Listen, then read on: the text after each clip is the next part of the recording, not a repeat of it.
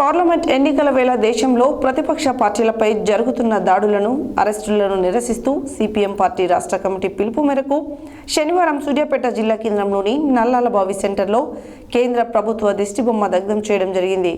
ఈ సందర్భంగా సిపిఎం జిల్లా కార్యదర్శి మల్లు నాగార్జునరెడ్డి మాట్లాడారు.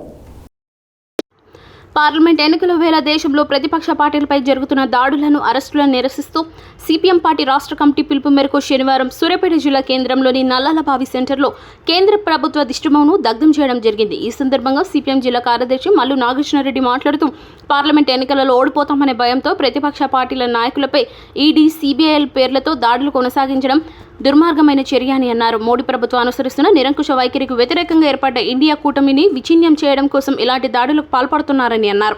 రాజ్యాంగ విలువలకు తిలోదకాలు ఇచ్చే విధంగా పాలన కొనసాగిస్తున్న మోడీని వచ్చే పార్లమెంట్ ఎన్నికలలో తగిన గుణపాఠం చెప్పాలన్నారు. రాజ్యాంగబద్ధ పదవుల్లో ఉన్న అధికారులను, సంస్థలను కేంద్ర ప్రభుత్వం తమ సొంత ప్రయోజనాల కోసం వాడుకుంటున్నారని అన్నారు.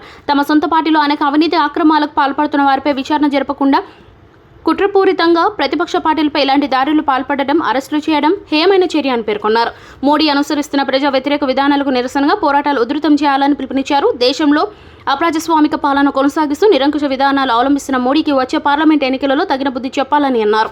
ఈ కార్యక్రమంలో సిపిఎం జిల్లా కార్యదర్శి వర్గ సభ్యులు కోట గోపి, సిపిఎం జిల్లా కమిటీ సభ్యులు ఎలుగురు గోవింద్, జె నరసింహారావు, దేవరం వెంకటరెడ్డి, చినపంగి నర్సయ్య, ధన్యాకుల శ్రీకాంత్, నాయకులు చందా చంద్రయ్య, వజ్జ శ్రీనివాస్, సాయి కుమార్, దేశిరెడ్డి, స్టాలిన్ రెడ్డి, జూకంటి విజయలక్ష్మి, పిండిగ నాగమణి, బజల్కూరి స్వరాజ్యం, వీరబైన వెంకన్న, మామిడి సుందరయ్య పాల్గొన్నారు.